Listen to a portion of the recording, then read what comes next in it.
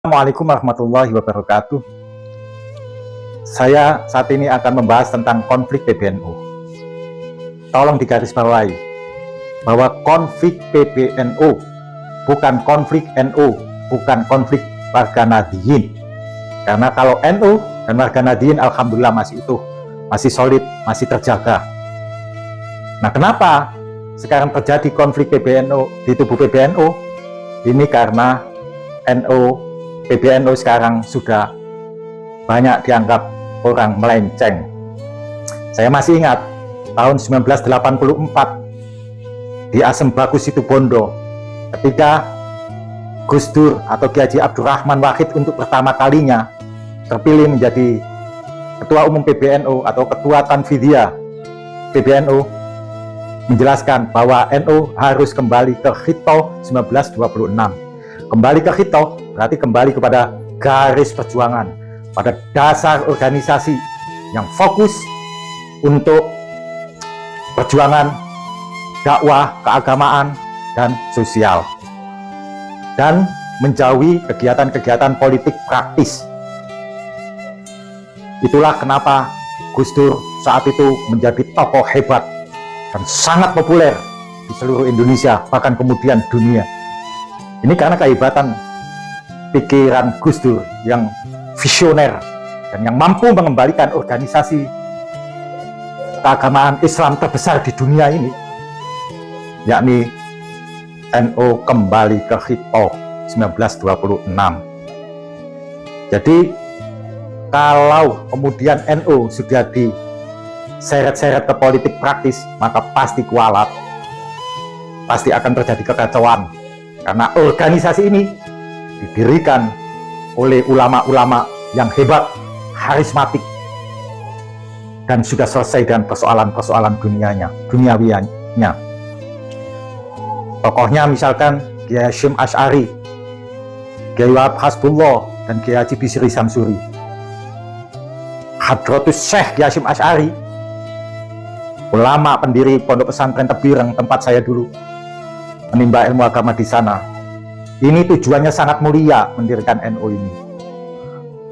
Makanya jangan diseret-seret NU sekarang menjadi maklar-maklar politik Jokowi.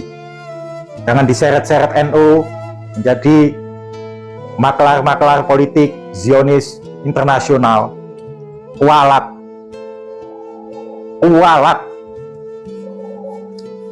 Rakyat di negara-negara Eropa, di Amerika,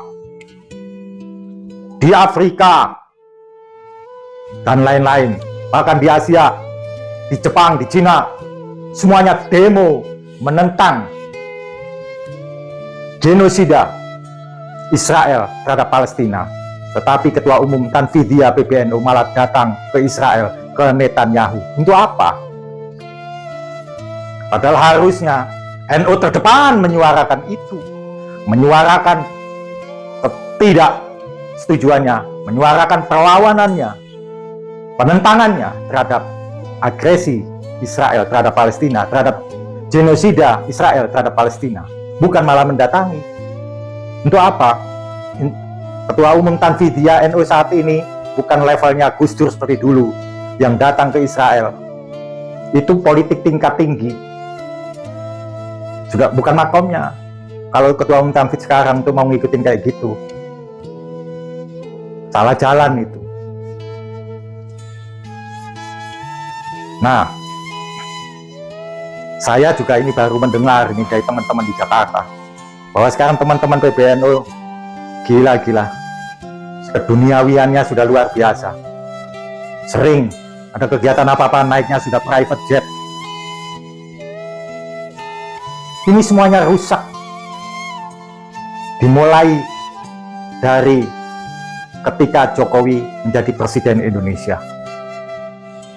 Melalui Erick Thohir, NU seperti dijual-jual ke dia. Sehingga ketika peringatan 1 abad lahirnya NU katanya, konon katanya, gambar-gambar yang banyak itu bukannya gambar Hadratus Syekh Kiai Hasyim Asy'ari, tapi malah gambarnya Erick Thohir. Jadi sudah kepentingan-kepentingan bisnis politik yang ada, yang kental di sana. Ditambah lagi Jokowi melalui Bahlil Lahadiah menawarkan perizinan tambang. Wih, ini malah dasar lagi konfliknya di PBNU. Konflik kepentingan bisnis. Bukan perjuangan keagamaan, bukan perjuangan kemasyarakatan, tetapi bisnis, cuan.